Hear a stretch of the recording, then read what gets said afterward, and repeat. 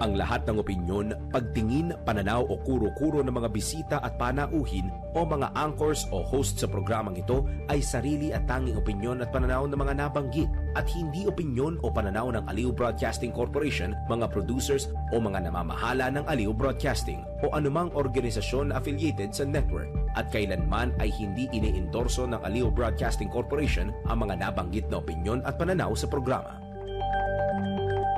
Ang mga balita, dudublihin ang pasada. Ang mga kontrobersyal, mga viral, mga trending na mga tao. Dalawang mas matinding papasadahan. Mga pangyayaring nakikita sa kalsada. Live na papasadahan. Tambalang John Ibanez at Drew Nasino. Doble ang lakas, doble ang tindi. DWIZ Pasada Balita sa DWIZ News, DWIZ News TV at Aliw Channel 23 at sa digital channels ng DWIZ. Huwag magpapaiwan para huwag maunahan. Pasada Balita.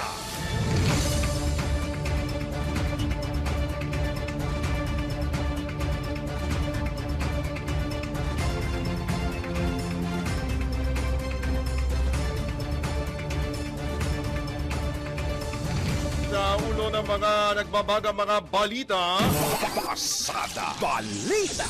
magiging patas sa investigasyon ng Independent Commission on Infrastructure tiniyak ni Pangulong Marcos. Pasada Balita. Mga patutsada ng minority bloc, sinalag mismo ni Senate President Soto.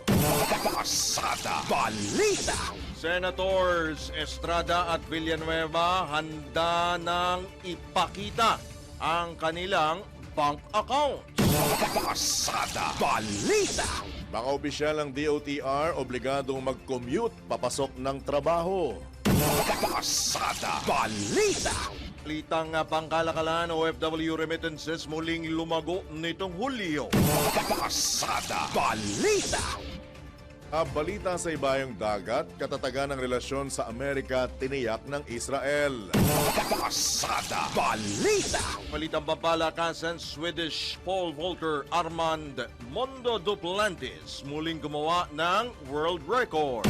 Pasada Balita. Sa balitang pangkalusugan, mga prutas na nakatutulong upang maibsan ang sakit ng ulo, alamin. Pasada Balita. At sa showbiz, Bea Alonzo, engaged na nga ba? Tambalang John Ibanez at Drew Nasino. Pasada Balita.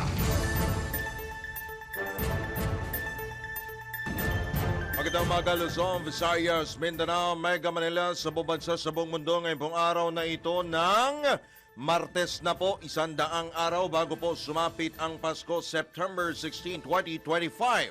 Kayo po ay nakatutok, nakikinig at nanonood pa rin sa impila may todong lakas DWIC 882 at Aliw Channel 23. Kami po inyong mga magiging tagapaghatid balita, Drew Nasino. John Ibanez. Pasada Balita.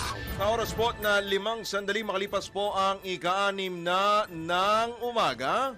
Sa detalye nga po ng mga pumapasadang balita, tiniyak ng Malacanang na magiging patas ang investigasyon ng Independent Commission for Infrastructure o ICI sa mga issue kaugnay sa mga isyung lumalabas kaugnay ng mga dating opisyal ng pamahalaan at hindi ligtas sa pagbusisi ang lahat ng pangalan, opisyal man o dating opisyal. Sa gitna na rin ito ng kontrobersya sa flood control projects. Ayon kay Presidential Communications Office Under Secretary Claire Castro, walang kaibigan, walang kaaliado at walang kamag-anak.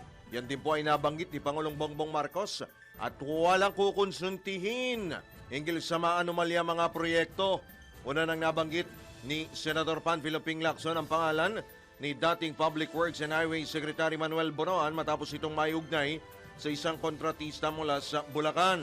Idinagdag naman ni Jose Castro na nakarating na rin sa kaalaman ni Pangulong Marcos ang usapin matapos itong iulat ang kasalukuyang DPWH Secretary na si Vince Dizon. Kahapon din, ay binanggit din mismo at tiniyak ni Pangulong Marcos na kahit may kamag-anak, kahit kaalyado, hindi ligtas sa investigasyon ng ICI.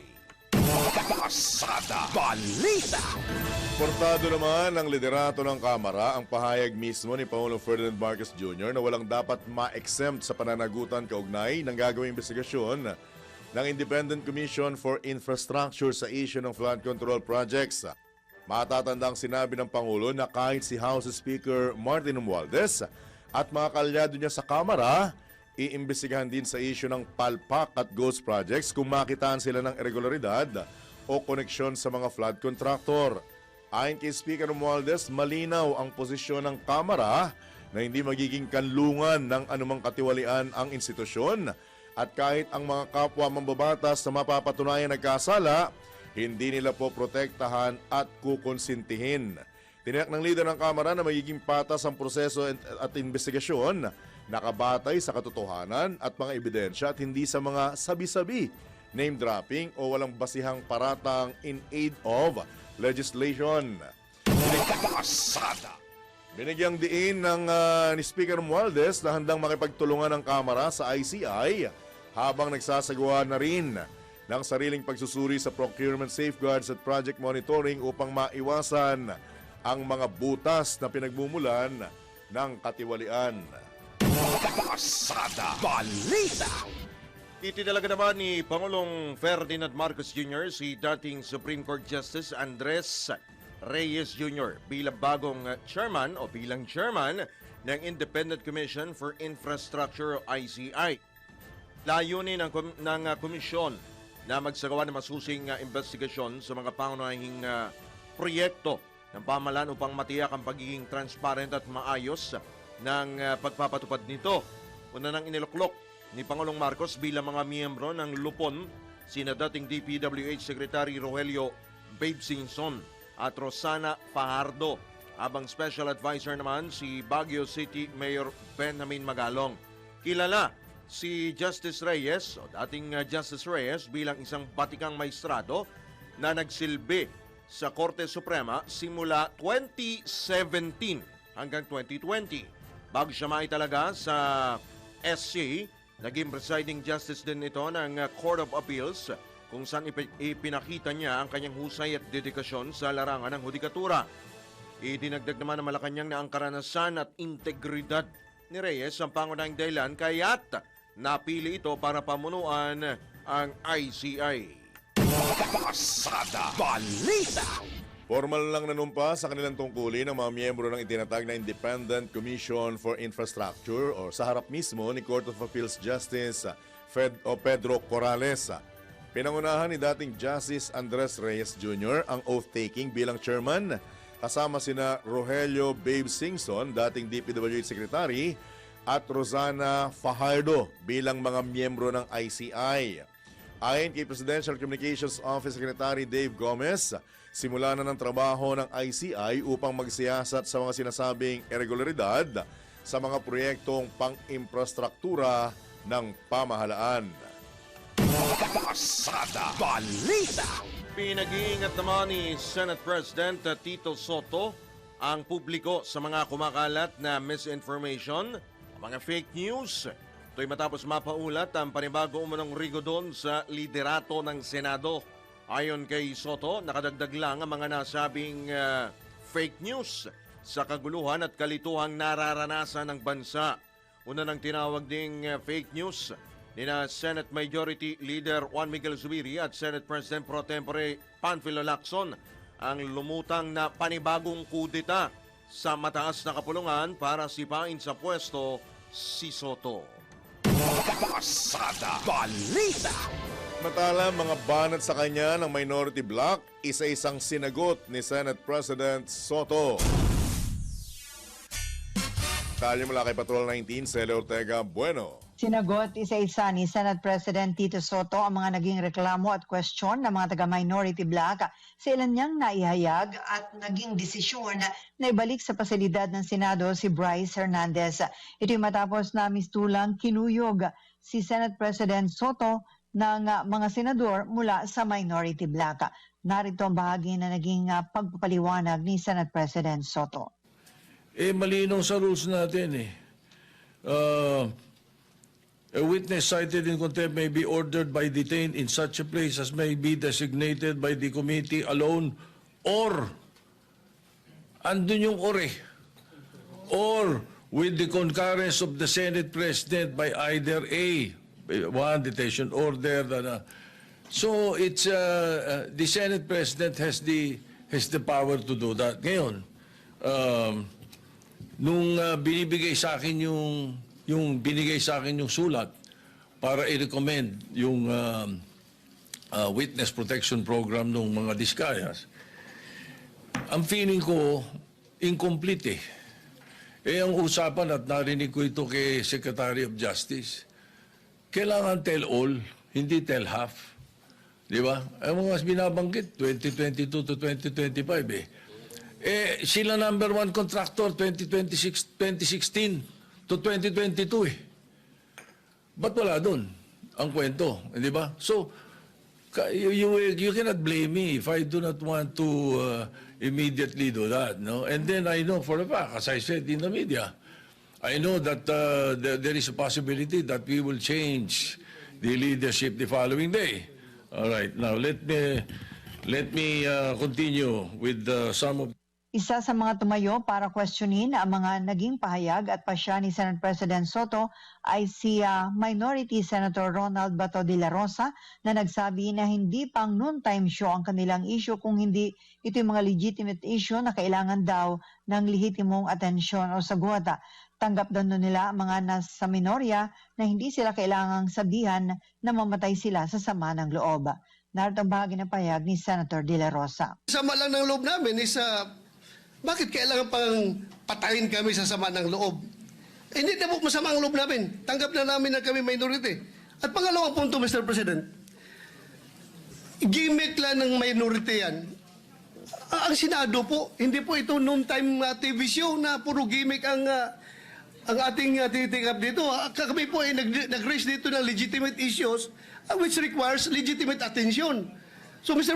Tugon naman ni Senate President Soto, troll sa ang sinagot niya at sinabihan na mamatay sa sama ng loob dahil hindi naiintindihan ang pasya nila ukol sa custody ni Hernandez.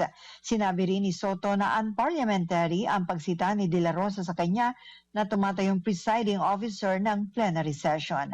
Narito ang naging tugon ni Senate President Soto. When I said namatay sila na sama ng loob, we were addressing the trolls. Because it was the trolls who were saying something to that effect. Na misunderstood nila completely. No? I'm not supposed to do this. I'm not supposed to answer you here in the rostrum, but I cannot help but do that because you took the floor.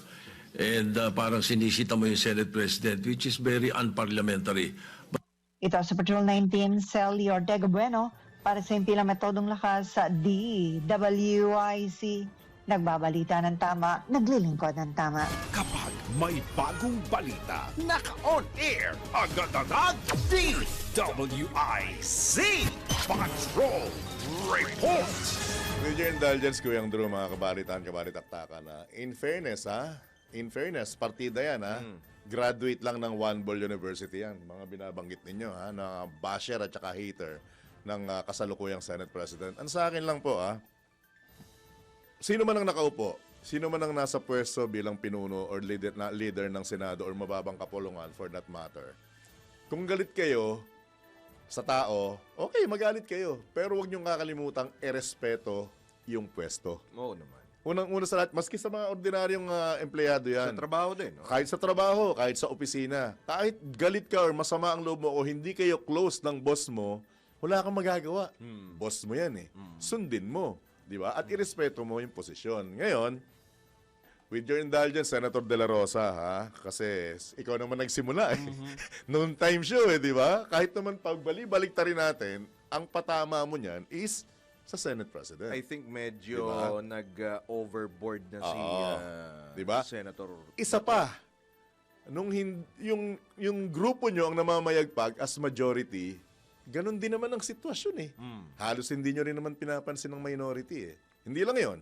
Nung iba ang may hawak ng Senate Blue Ribbon Committee sa umpisa lang sa investigasyon, may umalma na kaagad eh. 'Di ba? Sa pagiging fair ng playing ground. 'Di ba? Kasi bakit yung mismong natutumbok na, yung dapat tumbukin, hinohold nyo? Aha. 'Di ba? At simpleng-simpleng kasagutan ni Senate President Soto. 'Di ba? Tell all. Yes. Hindi tell half. Kasi kung halimbawang 2022 3 years hanggang lang yun. present, hindi naman doon nagsimula eh. Oo. At lagi nating tatandaan, mga kabalitan-kabalitaktakan, mismong sa pamilya Diskaya nagsimula ang sabing 2016 pa lang, kontraktor na sila. At wag din po nating kakalimutan, si Senator De La Rosa ang nagtanong Yes. kung bakit lumabas yung 2016. Di ba? So ngayon, kung na-feel ninyo as minority, medyo na lalagay kayo sa ledgi-ledgi, kaya nga kayo minority. Yeah. Tanggapin niyo yung katotohanan, Actually, minority kayo. Eto nga, Diba? with your indulgence, Kuya John, at sa kabatiran ng ating mga kababayan, ito pong nangyayari sa Senado ay tila baga parang nawawala, nalilihis na po Nalilihis na sa sa issue. issue. Ang issue po mga kababayan po natin, mga kapasada po natin, ay yung flood control. Correct. Yung pagbaha po. Hindi kung sino pa man ang sangkot diyan kay senador, sinong kay sehodang kapatid yan o pinsan ng Pangulo. Ang punto po rito ay yung issue doon po sa pagbaha, flood control, yung nawawala pong pondo, yung Mga hindi bilyon, makitang- kalahating trilyon. Yung hindi makitang proyekto. Yung hindi ayan, exactly.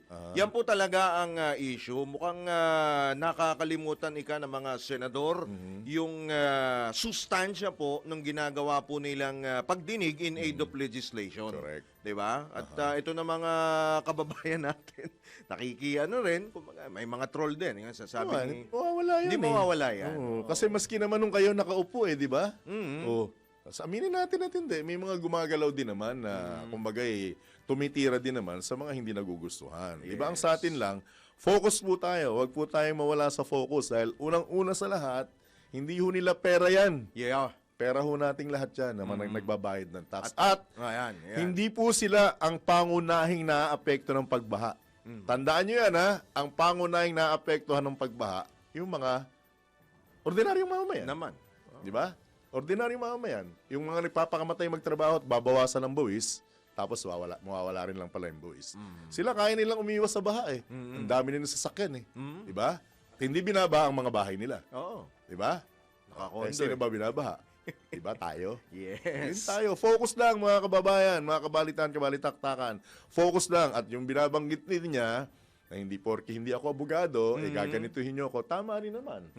Kasi sa tinagal-tagal bilang isang senador ng isang Tito Soto, tatandaan niyo po nagsimula yan, Vice Mayor. Yes. Di ba? Naging nag-congressman ba? Nag-congressman. Nag-congressman. Tapos yan, naging senador. Hindi lang siya isang beses Nasa record na nga siya eh. Di ba? 6 na beses na yata siyang No, na-lock bilang no senador. offense sa mga lawyers. Oo Hindi naman. naman generalize Hindi naman tayong, ni Tito Sen. Si kay Oo. Tito Sen galing naman Sila yan. naman ang nagsasabi, di ba? O, partida, sino pipiliin nyo? Harvard University graduate o yung One Ball University graduate? O, tingnan natin ang performance. Sino ba ang nagpe-perform ng maayos? At saka yung experiences din. Correct. Kasi Dahil experience is the best yan. teacher. Yan ang po Diba? ang kasabihan. Diba? Sa Senado pa rin. Sige, balik po tayo.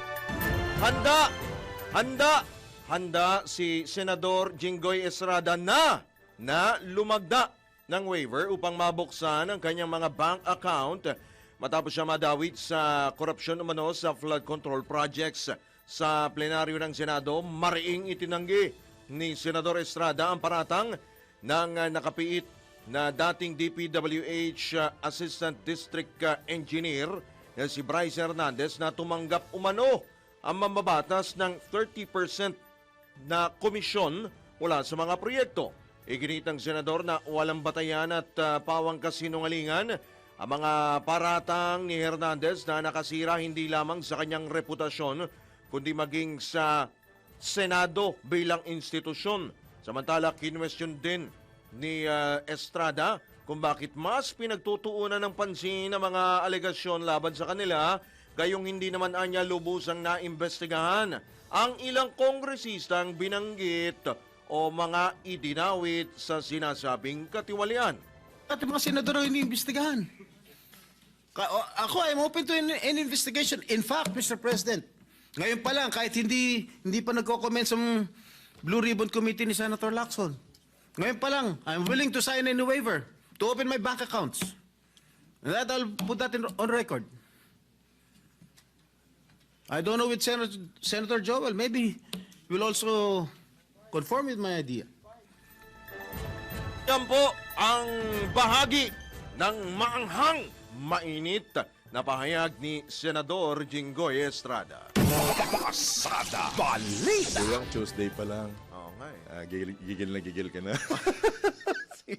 Ito Di pa. man ako eh. Ha? Siya. Gigil ka kasi. Diba? May isang araw pa ng session. Tuesday, Wednesday, may isang session pa bukas. At kung gusto niyo ng special session, may Webes at Biyernes Ay, pa. sa Relax 18 lang kayo, pa. ha? 18 pa. Ha? 18. May panibago. Hindi, yung pagpapatuloy ng Blue Ribbon Kaya nga. Committee, Oo. si Senador Ping Lacson na. Asa na? Yan ang Abangan natin sa 18. Tingnan natin yun kung sino talaga ang mas maayos na humawak ng committee na yan. Kasi makapangyarihan yan eh. Yes. Samantala, sa pang senador, handaring pabuksan ang kanyang bank account. Sino po ito? Alamin natin ang detalye. Nagbabalik Patrol 19 sa Ortega Bueno. Handa din Senator Joel Villanueva na pabuksan ang kanyang bank account. Ito'y sa harap ng naging algasyon ni Bryce Hernandez na sangkot siya sa anomalous flood control project sa lalawigan ng Bulacan. Narito ang payag ni Senator Villanueva. Bank waiver. Kasi yung Ever since, we have been consistent ever since. In fact, we have a bill for government officials na dapat naka-waive yun. I was just elected as Committee on Banks Chair. We'll pass it. sir, for the Thank you. record, you're open. Definitely, ever since, I'm open. Ever since. Okay, sir. Thank Ever you. since. Thank you, sir. Thank you. Una rito ang naghayag ng kahandaan na lumagda sa isang waiver para payagang buksan ang kanyang bank account ay si Senator Jinggoy Estrada. Napamura sa galit si Estrada dahil matapos daw silang madawit o pangalanan ni Hernandez, silang dalawa ni Senator Joel Villanueva na umunoy sangkot sa manualyang flood control projects ay sila ang nalagay sa front page ng mga balita at sila ngayon ang pinag-uusapan. Narito naman ang bahagi na naging payag ni Senator Estrada. At yung mga senador ang iniimbestigahan.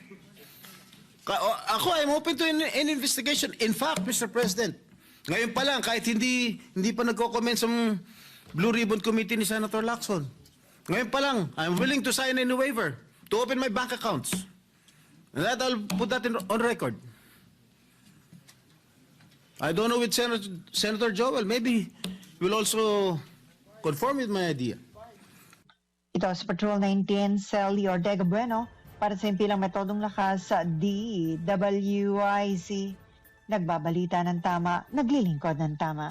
Kapag may bagong balita, naka-on air, agad-agad, DWIZ Patrol Report. With your indulgence, Your Honor, isa pang katanungan. May mga nagtatanong po na kababayan natin.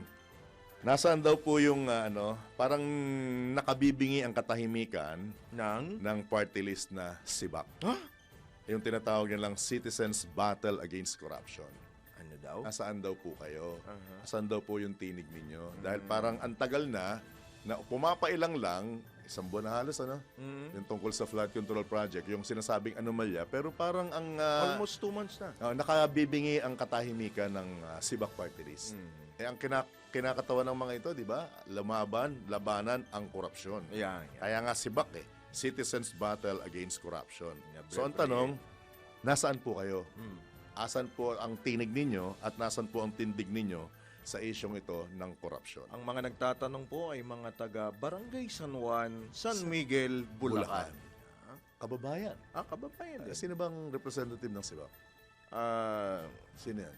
si... Andiyan po ba sila? Nanalo ba sila? Nanalo. Nanalo, di ba? Pumasok. Alam ko pumasok. Pasok sila, di ba? Oo, pasok sila. So, ang kanilang kinatawan ay si Brother. Eddie Villanueva Oo. na Tatay ni Senador. okay. So, Mga taga-Bulacan po nagtatanong at iba pang mga kababayan nating naapektuhan ayun ng malawakang yung mga tech pala natin, mga taga Bulacan pala. Ba't mo naman tinuro yung mga tech natin? Ang dami, ang dami. Baka mamaya ipatawag sa Senado ikaw rin. Taga-kalumpit daw. Mga taga-kalumpit. Makakabawi tayo. Ayan. Oh, ito pa. Yung mga nakikinig po, ay mga eto talaga, mga taga-Ubando, Bulacan. Yung mga nanonood. Eh, Lahat mga- naman eh. lahat. Actually, lahat ng may mga tower ng mga AM station, nasa Bulacan eh. Nandun sa Ubando. Ubando talaga. So, nagtatanong lamang po sila. Wala naman siguro masama magtanong. Nasa inyo naman yan kung sasagutin nyo o hindi. Kasi nakabibigay yung katahimikan. Di ba? Supposedly, pagka itong ganitong magte-take advantage ka eh. Tatayo ka. Laban sa korupsyon. Laban sa korupsyon. Manindigan ka! Mamaya na. Mamaya na. Kapapasok ko na. I-ano na lang natin, i-reserva natin. Ikaw na muna. O siya, eto, sumesenyas na itong mga taga-Bulacan. Mga taga-Bulacan. O siya, tayo po ay magbabalik makalipas lamang po ilang mga balala oras po natin. Engineer Giljon Reyes, District Engineer mula po sa Spratly Islands, 27 sandali makalipas po ang ika-6 na ng morning. Kapagkakato ito sa oras po na alas 6:30 na po ng morning sa ikalawang sigwada po ng Pasada Balita. Tayo po muna ay mag-altangap, mag-almusal, tanghalian, hapunan. Alamin po natin kung ano ba ang iluluto ngayon ng atin pong Palengke Queen. Ang ina mo, ina niya, ina nating lahat sa palengke. Ulit. Ina nating lahat. May dala po ng mahiwagang bayo. Pampakalma yan. Na-miss ka nito eh. Calm, before or after the storm? Calm before the storm. Ayan. Pampakalma natin. Sigurado, eto, lumulusong din sa baha ito. Apektado rin. Hindi natin kung kalmado. Galit na galit din siguro ito. Sige, papasukin na po natin ang ating pong official Palengke Queen, ang may dala pong mahiwagang bayong Aling Beth Samson. Aling Beth, good morning. Good morning. Aling Beth! Oh, good morning, John. I missed you a lot. Miss you too, moi. Yo! Mama, chup-chup. May magagalit. May Talaga. magre-react. Magre-react na naman dyan. May magre-react. Programa Palagay namin ko. to, ha? Talaga naman, walang makakaagaw ng programa niyang Pasada Balita. Atin lang. Ano daw? Yung Altanghap, original ako, ha? Sa kabila pa. Correct! Akin na yan, ha? Palagi ko pinagmamalakihan sa mga nakakausap ko. Huwag nyo kami Na pakialaman, ha? Alam daw nila yung Altanga Pasada Balita. Sabi ko, ay, si John Ibanez ang original na Altanga. Hawak. Naman. Talaga. Kahit original, yung original na lasa, di pa namin natitikman eh. Bumanat ka pa. Sabi ko, pampakalma, eh. Aling Beth. Diba, may usapan tayo. sa See you on baha. Friday. Ayun, o. Ano naman, sabi ko nga kasi masyado kang demanding. Eh. Pinangakuan na nga tayo ni Aling Beth. Gusto mo pa, ito pa Okay, rin. ang hindi pupunta dyan, may plano naman ako. Ayan. Nakabangan natin. Kumambyo naman pala. Sa Senado ba yan tayo magkikita-kita? Hindi, sa presinto raw. Hoy! Alright. Pampakalma muna, Aling Beth. Altanghap tayo. Thank you. Kalmado ko. Anyway, ang almusal, pandekeso, 40 pesos. Wow. At pandesal pa yan. Sa tanghalian naman, siyempre bigas muna 40 pesos. Dahil ang mahal ng isda. Anong isda? Tumaas ng bangos, galunggong 320. Wow. Ang bangos 300, yung sapsap 300. Yung ulo ng isda na dating nabibiling 180 per kilo, 220. Salmon po yan, di ba? Yung ulo-ulo o pati ano pa isa? Ano yung pampano? Yung ulo ng maya-maya, ulo ng Maya-maya. salmon, Opo. na sinisigang natin sa Misodro sa Kajon, naku po, 220 per kilo, dati 180, 190 Saka lang tuna, yan. ulo ng tuna. Iba naman ang presyo ng ulo ng Opo. tuna. Mas mahal po yan. Eh lalo naman yung bangus, na dati 220, pandaing meron. Hintayin Ngayon, mo na lang makakabit ka. Hintayin mo na lang Maghihintay. bumaha. para meron ding aanog na mga bangus na galing sa palaisdaan. Lako, sasuggest mo, bili mo na lang yung ulo ng dilis. Oy, pasitabi Papalaman ha ako. sa mga nag-almusal ha. Bakit? Ha? Hindi, totoo na ano naman yun eh. Kapag bumaba, di ba, nagtatala. Opo. Ingatan mo lang, baka lasang gilik. Ayun. Yes. Kapag Lalo sa sobrang Ubando. laki, lasang gilik na yun eh. Di ba? Pag sobrang laki yung mga Sabado, yan yung mga lasal-lasal ng konti. Pero yung mga pinangdadaing, usually lalo sa galing sa palaisdaan, masarap yan. Alam na alam Sa ni Drew eh, Ubando. no? Kasi pag, Umay na umay. pag umuulan sa area nila, may lambat na kagad na hawak ito. Abay, lalo sa Ubando, napakarami dyan. Huwag na po natin banggitin yung Ubando, Bulacan, baka may magalit na naman. Ay, may magagalit dyan, Bulacan yan eh. May magre-react dyan. Ay, magpaliwanag sila sa presinto. Anyway, nag-iinit ang ulo ko. Kalmadong-kalmado pa naman ako pag Kalma po. narinig ko yung mga Kalma po. balita. Ako po, Diyos. Altanghap. Anyway, Altanghap. Yung pandesal nga, pandikeso na mainit, 40 pesos yan. At sa tanghalian, sabi ko nga, nakabili ako ng bigas na 40 kada kilo. Tapos ang ulam ko, dahil nga mahal ang mga isda, tumaas din naman ang manok dulot sa kadyon eh. Di ba nung isang araw, 160 na meron? Eh ngayon, 210 na ang kilo ng manok. Pero nakabili pa rin ako ng 1.5 kilo na halagang 300 pesos. Maghapon na yan. Yung ibang manok, piraso ng manok dyan, ay iluluto kong tinola. Tinola. Hindi galing sa kapitbahay yan. Galing yan sa palengke. Ang halo niyan ay sayote, isang piraso lang na sayote, 15 pesos. Pero malaki na yan. Bawal sibuyas Aling Beth, luya. bakit po sayote ginagamit nyo? Wala bang bunga yung puno ng kapitbahay nyo? Na papaya? Hindi pa Nakalbo yung namumunga. papayang hilaw nila, kaya obligado ako bumili ng sayote. Ay, Bubot pa. Eh, mahal ang papayang hilaw sa palengke, napakamahal dyan. Eh, sa kapitbahay, nauunahan ako ng mga katabi ko rito. Pag magtitinola, nauuna akong hingan. Nakapipitas kagad sila ng kanilang papayang hilaw. Magkapit-bahay kayo ni Drew? Pati malunggay. Ay, meron din. May malunggay din. May talbos ng kamote pa nga. Tsaka ako sa likod, ano eh. So, backyard, magkapit-bahay diba? kayo ni Drew? Sabi Hindi. naman. Tsaka iba naman ng style ni Drew, iba naman ng style ni Mama Beth niya. Oo naman. Ikaw nang Secret. nanunungkit. Hindi, trespassing yun eh. At saka hinihintay kong yung bunga. Pa sa hinihintay ko- bakod. Lumampas sa bakod eh. Lalo yung manok, pag pumunta sa bakod ko, wala silang magagawa. Umpit lang katapat. Bibigyan ko pa sila ng sabaw ng tinola. Yun. Yeah. Oh, Pakonsuelo ba? Pakonsuelo. Ayun, siyempre gigisa ako sa bawang sibuyas at luya. Tsaka dahon sili ako nabili, talagang 25 pesos. At ang mantika ko naman 30 kasi yung ibang manok nga, tatapyas ako ng konti para maipirito ko sa gabi. At yung tirang tinola, yun naman magiging sabaw. Ayos. Ayan. So matotal, mula sa almusal, tanghalian, hatapunan, 450 pesos lang yan. May 50 ka pa. May 50 pa. Eh kaso, naglamig ang mga apo. Wala. Tinapay. Tandisal, simada, hopya. Eh, doon nang gagaling sa sukli. May hirit Ayan. pa. Kulang sa palo yung mga apo mo. Hindi ako namamalo. Eh, Lagi nakukuha pagka sa mag-inom, magandang madaling salita. magutom eh, no? Tama ba, Aling Beth? Pagka mag-inom, madaling magutom. Sabi po nila, lahat ng bagay nakakagutom. agad, ano? Talagang sikura. Kasi masarap matulog. Wala bang mga natalo dyan sa sabong? Baka makalibre ka. Di ba? Matigas yun. Ay, Eh, di, ubus may- naman ang gas mo dun. May paraan dyan para lumambot. Pero alam mo, ang Pressure cooker. masarap ang panabong malasa. Kasi may vitamins Mala. yun. Sagad sa Sagad vitamins yun. yun. Hanggang Sagad buto sa lahat. vitamins yun. Oo. Just hindi mo makakait. Napakatigas ng. Anyway, para sa Altanghap Pasada Balita, Metro Patrol, palagi ko yung Beth Samson ng DWIZ. Nagbabalita ng tama at syempre, nagbabudget tayo ng tama. Ingat! Ingat po. Good morning, Aling Beth. Pasada Balita.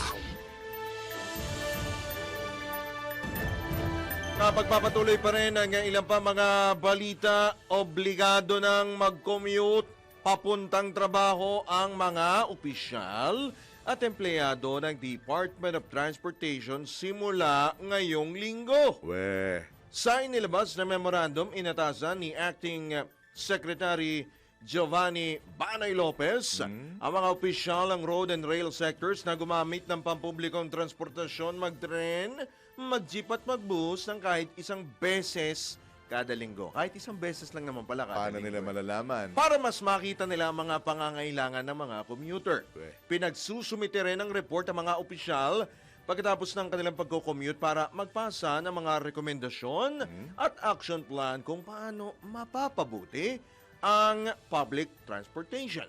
Una nang nag-commute si Secretary Lopez patungong opisina sa kasagsagan ng rush hour, kahapon po yan, para personal na makasalamuha mga commuter at makita ang mga nararanasan nila sa araw-araw na biyahe. Pasada Balita. Ang tanong, pagka nag-commute ba yung mga opisyal at empleyado ng DOTR, kailangan ba may kasamang media? Dapat hindi. Bakit yun? May camera. Oo nga. Para ano? Para i-promote. Ay, sus! Hindi. Style naman na yan. Ang tanong dyan, iaano nyo ba? Sino magmamonitor? Dapat ma-monitor. Diba? Merong Sino magmo-monitor? monitoring Tanong yan. lang natin. Sino magmo-monitor? Mm. Diba? Magiging consistent ba? Correct. Maningas ko lang yan. Oo. Marami nang gumawa niyan. Mm. Diba? Siguro mga ilang administrasyon na yun na marami nang gumawa niyan. kita natin. Sa atin lang, kung gagawin niyo po yan, baka naman pwedeng huwag niyo nang i-announce. Mm. Diba? At gagawin niyo po ng talagang taos sa puso. Mm. Ang sa akin lang, sorry for being killjoy kung masasabi natin, ha? Kailangan pa bang i-announce yan? Ha? Kailangan pa bang sabihin na ganito? At, teka muna, wala ba ibang paraan para sabihin natin na magagawa natin na makita at maramdaman yung problema ng ordinaryong commuter? Kailangan pa tayo makipagsiksikan na may kasama kang cameraman? Actually, Diba? dapat Media? solusyonan nyo na yan. Diba? Kasi, Noong pa yan dapat. ilang administrasyon na po ang nakalipas, ha? Ang talagang isinisigaw ng mga commuter. Papaano naman kami? Di ba? Hindi lang naman yun eh. Maniwala kayo tindi, di ba? Sa ibang Asian country, sa Hong Kong, Singapore, Japan, hindi naman sila halos lahat gumagamit ng sariling sasakyan. Actually. Maski official ng pamahalaan nila eh. Kasi maganda yung mass transport nila, yung public transport. At ang mga tao ron, ang bibilis kumilos. Di ba? Naman. Kung naranasan na naglalakad ako, nababangga ako eh. Mabilis na ako maglakad doon. Ha? Doon ka lang makakakita ng mga Amerikanang nakabisikleta. Oo, at nagmamadali sila lagi. Di ba? Yun yung disiplinang kailangan natin. At saka pag gumawa sila ng hakbang, walang ganyan, no? Parang media stunt naman yan eh. Di ba? O, ano ngayon yan? Ano na pala natin? Wala ba traffic? Hindi. Bawasan ba yung siksikan? Hindi, nadagdagan yung pasahero. Hindi eh. Nagbayad ba yung mga cameraman? Ha? Ayun ang Nagbayad ba? tanong. Kasi si secretary, nagbayad ba? Nagbayad ba? Nagbayad? Nagbayad? Nakita mo? Parang- Ticket? Tanong ko kay Kalando kung nagbayad. Baka uminit ulo ni Kalando dito eh. Magbayad naman kayo. Nananahimik yung matanda, baka Magbayad naman kayo. baka masamid yung mama.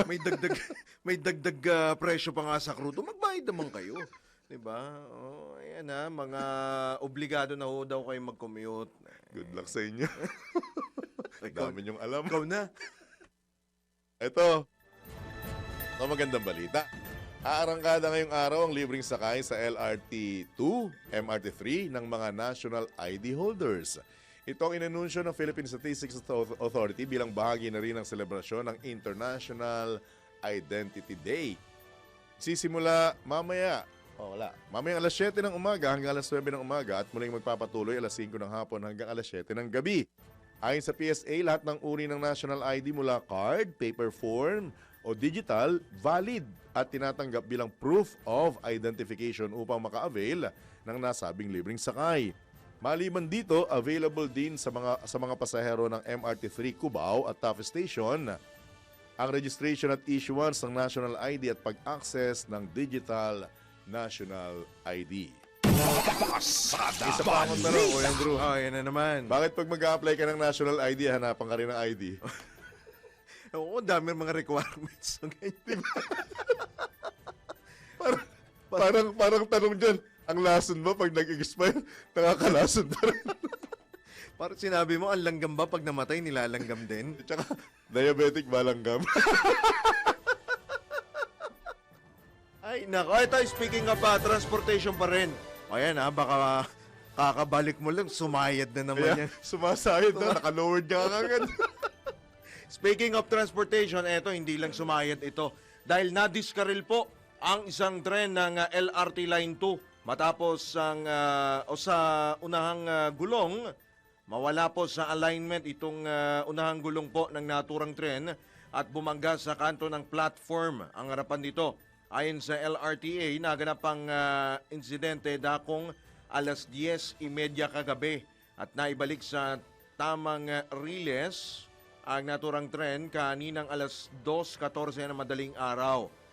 Pansamantala namang nilimitahan mula Recto Station hanggang Araneta, Cubao, pabalik ang biyahe ng Line 2 habang kinukumpuni ang nasirang riles at tren sa Santolan.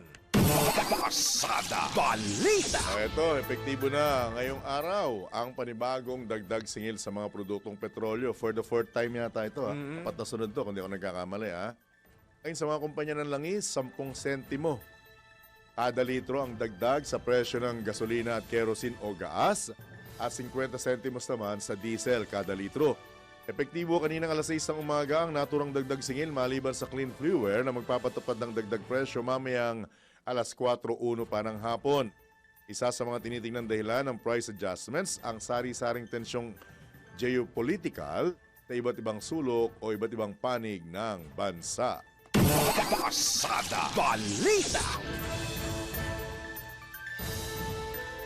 Samantala, mariing tinutulan ng grupong Lawyers for Commuter Safety and Protection ang panukala ng Department of Health na huwag nang isama sa zero balance billing ang mga motoristang nasasangkot o masasangkot sa paglabag sa batas trapiko gaya ng hindi pagsuot ng helmet o seatbelt at pagmamaneho ng lasing.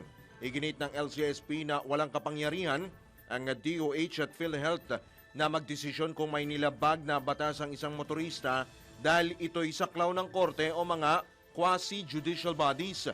Labagaan nila sa due process, karapatang pantao at prinsipyo ng paghiwalay na kapangyarihan ng naturang panukala. Ibinabala rin ng grupo na maaring hadlangan ng patakaran ng mga biktima ng aksidente na agad magpagamot dahil sa takot malubog sa utang.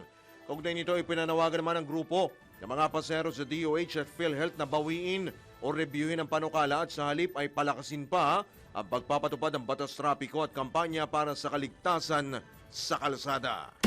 Pasada Balita. Magbabalik po muli ang Pasada Balita. Makalipas lamang ilang mga paalala, oras po natin.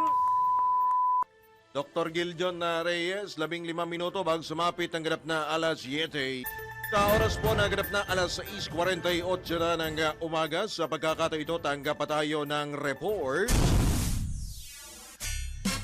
KSWD case management sa mga dating rebelde sa mga conflict hit areas. Pinaigting ang detalye buhat kay Patrol 70 Jopel Peleño.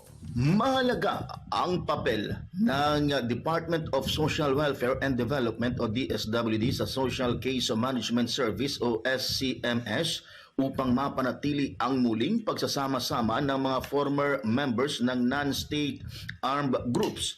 Ayon sa DSWD, ipinapakita nito ang pinaigting na presensya ng pamahalaan sa mga conflict-affected communities. Sinabi ni DSWD Peace and Development Group o PDG Undersecretary Alan Tanusay na lumalakas ang programang ito dahil sa patuloy na monitoring at pakikipag-ugnayan sa pagitan ng mga social workers at benepisyaryo na sisiguro sa tuloy-tuloy na pagbibigay suporta at gabay sa mga former rebel. Pahayag ni Undersecretary Tanusay na layo ng case management na matigil na sa kanila ang violent tendencies na maaring mangyari at maakay sa tuluyang pagbabagong buhay ng may katahimikan at kapayapaan. Sa ilalim ng inisyatiba, mismong ang DSWD Social Workers at Development Workers ang makikipag-ugnayan sa mga former rebels upang malaman ang kanilang mga pangangailangan, makalika ng intervention plans at masiguro ang kanilang social protection, livelihood at iba pang serbisyo ng gobyerno. Ngayong taon aabot na anitan husay sa 24,000 ang kanilang naisailalim sa case management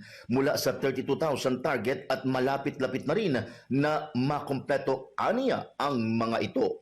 Ito si Patrol 17 Chopel Peleño para sa impilang may todo lakas. DWIZ nagbabalita ng tama, naglilingkod ng tama. Pasada Balita. Samantala, operasyon ng Balikbayan Action Center umarangkada na. Tayo mula kay Patrol 24, June Samson. Sinimula na nga yung operasyon ng Balikbayan Action Center na itinatag ng Bureau of Customs para protektahan ang mga padala ng overseas Filipino workers at tiyak maayos ang proseso ng balikbayan boxes. Sinabi ni Customs Commissioner Ariel Nepomuceno na layunin nito na agad matugunan ang mga hinaing sa customs procedures, magpatupad ng mga reforma at maghanap ng pinakamahusay na paraan para sa transparency at kahusayan. Pinamumunuan ito ng Assessment and Operations Coordinating Group, katuwang ang Post-Clearance Audit Group at mga kinatawan mula sa iba't ibang dibisyon ng DOC. Ipinaliwanag ni Nepomuceno na ito ay pagtupad sa kanyang pangako sa mga OFWs na ang bawat balikbayan box ay dadaan sa makatarungan at transparent na proseso bilang pagkilala sa kanilang sakripisyo para sa bayan. Sa pamamagitan anyan ng DAC ay ipinakikita ng customs ang mas malawak na adhikain nito na maprotektahan ang kalakalan o yung negosyo, pati na rin ang kapakanan ng mga OFWs. Patrol 24, June Samson para sa Pilang May Todong Lakas, DWIZ, nagbabalita ng tama, naglilingkod ng tama. Kapag may bagong balita, naka-on air, agad-agad, DWIZ Patrol Report! Iba pa rin paksa ng mga balita, formal lang nagsampa ng reklamo sa House Committee on Ethics and Privileges ang mga miyembro ng National Unity Party laban sa dati nilang miyembro at na si Cavite 4th District Representative Kiko Barzaga. Ito'y dahil sa mga asal ni Congressman Barzaga na nagpapababa umano sa dignidad ng Kamara at sumisira sa tiwala ng publiko sa mga demokratikong institusyon. Kabilang sa mga isinampang reklamo ng partido ang violation ng House Code of Conduct, violation of Republic Act No. 6713 o ang Code of Conduct and Ethical Standards for Public Officials and Employees, paglabag sa Article 142 ng Revised Penal Code, inciting to sedition at ang hindi magandang asal na nakasasama sa kapakanan ng serbisyo publiko. Ayon kay House Deputy Speaker at Antipolo Representative Ronaldo Puno, ang sadyang paglapastangan, patuloy na panunulsol at hindi magandang pananalita ni Barzaga sa kanyang social media accounts laban sa mga kapwa mambabatas ay malinaw na pagtataksil sa integridad ng institusyon. Binigyang diin ni Puno na karapatan at tungkulin ng komite na disiplinahin ang ganitong uri ng pag-aasal at hindi sila makapapayag na maliitin ni Congressman Barzaga ang dangal ng institusyon. Alam mo, for us who are there, na di gawin mo yung gagawin mo, pero parang wala sa lugar, parang hindi dapat actions ng mga congressman na maayos ito. And itong pinag-aalala namin, na baka akalain ng ating mga kababayan, lalong-lalo na ngayon that Congress is under siege. Lahat kami, we are under a microscope. Diba? Tinitignan kami about our behavior, our everything. Diba? And kami, we want to be upfront about everything.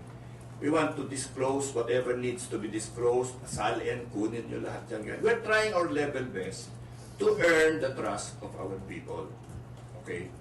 So medyo mahirap itong biglang may papasok na ito that will distract everybody from the serious stuff that we are doing. And with misguided behavior, will direct the people's attention to things that are not true, to things that are not proper, and to things that should not be discussed in a responsible gathering like Congress. Yan po ang bahagi ng pahayag ni House Deputy Speaker at Antipolo Representative Ronaldo Puno. Pasada Balita! Major Indulgence, Kuyang Drew, mga kabalitan, kabalitaktakan. Diyan naman yata lumabas yung pagiging bagito nung mama. No? Kasi kung wala namang problema, for me wala namang problema maging agresibo ka, gawin mo yung sa palagay mong nararapat. Kaya lang, syempre, kumbaga sa dumadaan ka sa bahay ng may bahay, kakatok ka naman. O kaya, bubusina ka kung may dala kang sasakyan at medyo may masasagasaan ka. Busina ka. Ang kwento lumabas na ba yung issue na yun? Yung kwento, dumiretso sa kwarto kahapon sa Kongreso ni Majority Leader Zandro Presidential Marcos, Presidential Son, para sabihin, kailangan ko ng suporta nyo dahil tatakbo ako bilang House Speaker. Di ba? Parang, teka muna. Ang nangyari, masyadong sagasa, di ba? And to think na yung kinausap mo, bukod sa pagiging anak ng presidente ng bansa, pamangking buo ng House Speaker. Di ba? Yun lang. Di ba? Tama ba? Pinsan, hindi, second pamangkin kasi pinsan pamangkin. Pero pamangkin pa rin. Kadugo pa rin. Kadugo pa rin. So parang, tsaka, ang dami mong dinaanan, no? May mga senior, may mga deputy, at yung nagsalita na maghahain ng complaints sa Ethics Committee, hindi naman bagito yan. Dating DILG Secretary yan. Diba? Si Congressman Puno. At nakita mo ba yung mga nasa paligid mo? Toy. Kahapon tanghali nangyari. Pumasok sa loob Yan ang binabanggit mismo ni Congressman Puno, di ba? Oo, sa tanggapan Dumiretso. ni Majority Leader Congressman Sandro Marcos. Diba? May ka-meeting pala. Tahimik lang sila kahapon. Kumbaga parang yung ginawa niya sa tatay niya. Oo. Sana mayapang kaibigan kong si Congressman Kaya Pide. pala yung mga reporter sa House, Gulantang. nagulantang din. Tsaka di kasi very vocal kasi siya dun sa mga parinig niya sa social media laban kay Speaker. Which is okay lang naman walang problema kasi talagang bugbog sarado ang Kongreso dahil sa mga tinatawag na kongtratista. Wala namang problema ron. Mag-asam ka ng higher position. Walang problema. Kaya lang, yung manner. Actually. Diba? Ngayon, ang sabi naman ng ilang netizen na nakapanood ng video, magtataka pa ba tayo? Kung yung mismong tatay niya, nung nabubuhay pa, sa isang programa sa entablado. Sa isang event yan. Sa isang event na malakihan. Kampanya yan Oo. Inagawan niya ng mikropono para kontrahin yung ini-endorse sa presidente ng mismong tatay niya. Sa DASMA. Oo. Sa DASMA. Ito lang disclaimer lang Meron yan, may video. Hindi. Ang sa akin lang, malayo ka sa tatay mo. Ang tatay mo, pag nagsalita, pinakikinggan. Si Kong Pide. Kong Pide. At yan, pag nagsalita yan, kahit nakangiti yan, tumatagos hanggang buto ang sinasabi niyan. Kasi, kilala siya May kredibilidad At veteranong mambabatas. May napatunayan. Hindi lang basta veterano. Kumbaga, since time immemorial. May napatunayan na. Ikaw, Toy. Legend Sorry yun Toy, pasensya na Toy kasi bata ka pa Malayo pa mararating mo. So, dapat medyo... Pwedeng Busi gumawa na na. lang muna siguro ng content bago ma-contempt. May ganon. Tsaka di ba yung mga pinapakita niyang content sa naglabasan tuloy, yung mga negatibo, di ba? Good morning po sa mga taga Dasmariñas Dasmariñas, City, Cavite. Kaibigan ko yan, si na Mayapang Pide at suki ng programa Oo natin. naman. Ngayon, kung gusto mong magpahayag ng iyong side, bukas ang himpilang ito at ang programang ito in particular. Congressman ang pangalan? Kiko Marsaga. Marsaga. Para sa panig mo. Abangan natin yung mga susunod pang tugon kung ito ba ay matutuloy talaga sa mas bigat na complaint. Ethics complaint. Ethics Yung complaint. isang ang veterano, di ba? Ay. Kumambyo. Oo. Gusto na nga sumama sa Tambuche Pagkista. O siya, sige, eto bago pa tayo mabusinahan dito ng ating mga kababayan na patuloy po ang pagbaha po ng mga comment, kaliwat kanan pong resibo, tayo po muna ay magbibigay daan sa paalala sa mensahe mula po sa ating manangimpila ng chairman po ng Aliw Broadcasting Corporation at si Boss D. Edgar A. Cabangon. Tambalang John Ibanez at Drew Nasino. Pasada Balita. Nagpapalaganap ng tamang balita at tamang paglilingkod sa Metro and Mega Manila at buong bansa. Ito ang News and Information Station ng Aliw Broadcasting Corporation. Ito po ang DWIZ. Nagbabalita ng tama, naglilingkod ng tama. Ngayong Pasko hanggang dumating ang 2026.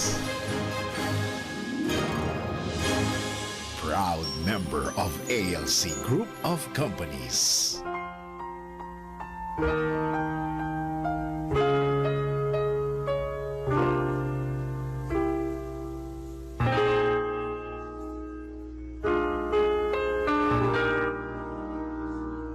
Sa oras po na ganap na eksakto yung punto ikapito ng umaga, ngayong araw po nito ng Martes, narito po ating pakinggan ang paalala, mensahe mula po sa ating mananghimpilan, ang chairman po ng Aliw Broadcasting Corporation na si Boss D. Edgar A. Cabangon. A code to live and share. Beautiful people are not always good. But good people are always beautiful. Makeup doesn't make us better. Money doesn't make us richer. Because real wealth and beauty depends on how we value ourselves and others. At the end of the day, we will not remember the person with a beautiful face, but we will remember the person with the most beautiful heart and soul. Think good, think God, thank God. Have a great day ahead. God bless you. Yan po ang maikli, suwalit makabuluhan at malamang mensahe at paalala mula po sa ating ama ng himpilan, ang chairman po ng Ali Broadcasting Corporation na si Boss D. Edgar A. Cabangon.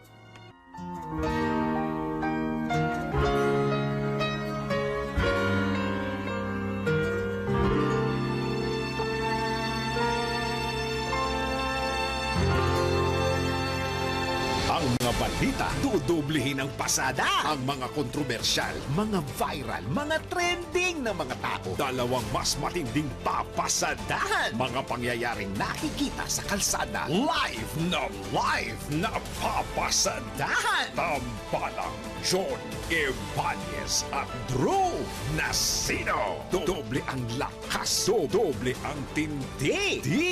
DWIZ Pasada Balita sa DWIZ News, DWIZ News TV at Aliw Channel 23 at sa digital channels ng DWIZ. Huwag magpapaiwan para huwag maunahan. Pasada Balita.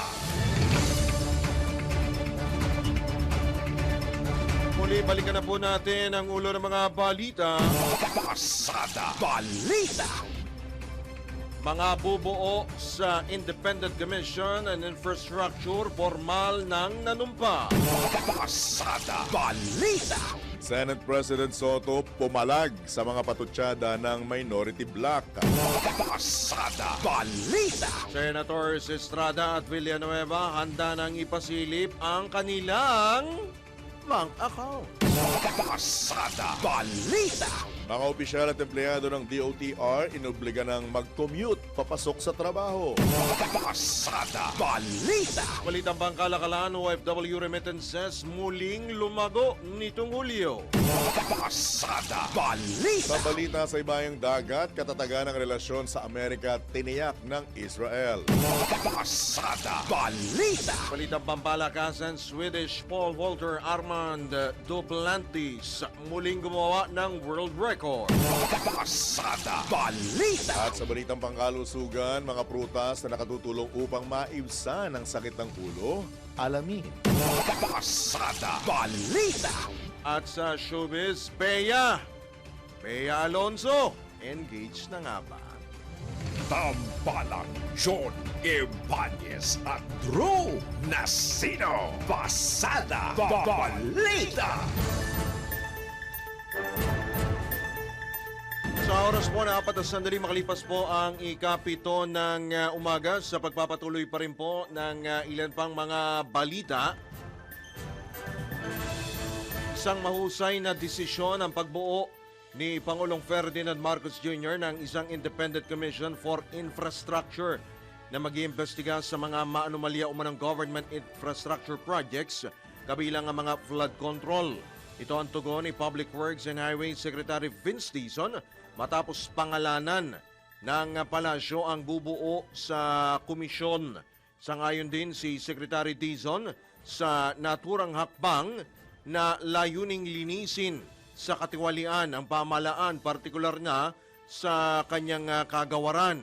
Tiniyak naman ng kalihim na handa ang DPWH na makipagtulungan sa ICI sa oras na simulan na nito ang pagtatrabaho. Nakakatuwa po ang pagtatag ng ating Pangulo nitong Independent Commission on Infrastructure. Ito po tingin ko ay napaka-wise decision sa ating Pangulo dahil napakalawak po talaga nitong grabing pagnanakaw ng pondo ng ating mga kababayan. Dito po sa nakita niya mismo at siya po mismo ang nagsiwalat nito sa kanyang zona. Siya po mismo ang bumaba sa mga proyekto mismo sa mga komunidad at tignan ito. At ngayon po at tinatag na niya ito napaka-welcome development po nito. At po talaga pinapakita ang resolve ng ating Pangulo na talagang panagutin ang mga dapat panagot. Ay makikipag-coordinate at cooperate sa Independent Commission on Infrastructure kapag nagsimula na po ang kanilang trabaho. Samantala, bukod kay dating DPWH Secretary Rogelio Babe Singson, nakabilang sa ICI, nakipag-ugnayan na rin si Dizon kina Senador Mark Villar at Jose Ping de Jesus na kapwa dati ring kalihim ng naturang kagawaran upang magbigay linaw o mabigyang linaw ang mga issue sa likod ng kontrobersya. Marami po ako nakuhang input sa kanila. Importante din po yung mga input nila kung sino ang mga dapat nating pagkatiwalaan. At gusto ko din pong maintindihan talaga kung ano po ang kanilang mga naranasan dito sa DPWH sa pagpapatupad ng mga malalakihang proyekto nationwide. Maganda po ang mga nakuha nating input sa kanilang lahat. Pero kagaya nga po ng sinabi ng ating Pangulo, tuloy-tuloy po ang ating investigasyon dito. Hindi lang sa loob ng DPWH, kundi pati na rin yung mga kontratistang nakipagkontrata sa DPWH. So, tuloy-tuloy po tayo dyan at hindi po tayo titigil at ngayon po na nabuo na itong Independent Commission on Infrastructure. Tayo po ay makikipagtulungan sa kanila. Iyan po ang tinig ni DPWH Secretary Vince Dizon sa panayam ng DWIZ. Pasada Balita. Welcome naman sa mababang kapulungan ng pagkakasama kina dating Public Works and Highway Secretary Rogelio Babe Singson at dating SGV Chair Rosana Fajardo bilang mga miyembro ng Independent Commission on Infrastructure. Ayon kay House Infra Committee Chairman at Bicol Sangro Party List Representative Terry Ridon, buo ang tiwala ng komite sa kakayahan at integridad ng mga itinalagang miyembro ng ICI upang maisakatuparan ng tungkulin nito sa pag-iimbestiga sa katiwalian at infra at flood control projects. Target din itong bumuo ng mga makabuluhang reforma na makatutulong at makatitiyak sa pananagutan ng mga sangkot sa irregularidad. Iginit ni Congressman Ridon na kailangang iginagalang ang desisyon ni Pangulong Ferdinand Marcos Jr. na italaga bilang special advisor sa ICI si Mayor Benjamin Magalong ng Baguio, pero dapat ding pansinin ng mga nakaraang pahayag ng alkalde o mga aligasyon sa infra at flood control corruption. Pasada Balita. Oras po na 8 sandali makalipas ang ikapito ng morning. Sa pagkakataon ito, tayo po ay magtungo sa Senado. Alamin po natin na tanggap po tayo ng update. Of course, issue pa rin po ng flood control. Tutukan po natin itong matindi itong ipinatalo o kung ano man yung ginamit nilang pera dyan. Ang laki po ng perang pinag-uusapan. Dito po sa pagkakasino nitong mga BGC boys, yung tinatawag po na Bulacan Group of Contractors. Nasa kabilang linya po natin ang chairman po ng Senate Committee on Games and Amusement, si Senador Erwin Tulfo. Magandang umaga po, Senador Tulfo. Welcome po muli sa DWIC LU Channel 23. Drew Nasino po at Johnny Banez. Magandang umaga po, Drew at John. Magandang umaga po. Good morning, Senator Erwin. Maraming salamat po sa pagkakataon na napagbigyan mo po kaming muli on an early Tuesday morning na makahingi ng update. So ano na po, natumbok na po ba, Senator Erwin Tulfo, ang ikangay kung papaano nakalulusot itong mga opisyal na ito ng DPWH na makapagkasino? Ginoong Senador? Sir? Ang problema kasi dyan, John at Drew, hindi ginawa ng kasino yung kanilang social responsibility. Dapat sa pagkakataong yung una pa lamang o una, pangalawa, kasi may bit-bit sila na pera, malalaking pera, 25 million, 50 million bawat isa. Doon na lang kaagad sana nagduda na sila kasi linggo-linggo pala nilang hinuhugas yung pera nila, dinadala sa kasino para mailabas nila na malinis na. Mga hindi naman kilalang apelyido yung mga ginamit nila, Drew at John. So sana doon pa lang nagtaka na. Hindi naman mga tycoon ito. Hindi naman mukhang mga pogo owner ito or mga anak ng angka ng bilyonaryo dito sa atin. Mga ordinaryong apelyido lang. So dapat sana doon pa lang nagduda na sila at inireport na kaagad nila sa AMLAC. Right. Pero mukhang binabanggit do sa mga pagdinig na mukhang may insider din sila dahil binabanggit na may binibigyan sila ng ID access eh. Di po ba, Senator Erwin? Tama yun. So may problema talaga yung casino. Doon yung kanilang contact dahil binigyan sila ng ID. Pero gayon pa man, sana yung mga cashier doon sa casino nagduda na rin. Red flag na kaagad yun, Sir John. Kasi kung magdadala ka ng 25 million, 50 million linggo-linggo at sabihin na natin, hindi mo maipatalo. Saan ang galing, di ba? Saan ang galing yung pera? Hindi ka naman Mabuti sana kung mga apelyido mo, yung mga pang-tycoon o yung mga bilyonaryo dito sa atin. Hindi Mga naman ganun, Nasino, mga kaya ordinary Ibanez, apelyido ano? lang. Mga Nasino at Ayan, Ibanez. questionable yan. Mako-question talaga. Mga hampas lupa nung ginagawa nyo rito. Pero kidding aside, Senator Erwin, di ba may tinatawag na mga high roller? Oo. Pagka ba ganun, Dapat na ibig sabihin ba talagang identified nila yung mga naglulus tayo, nagpapatalo at nananalo ng milyon-milyong halaga sa mga kasino? Pasensya na, kindly educate us, Senator Erwin Tulfo.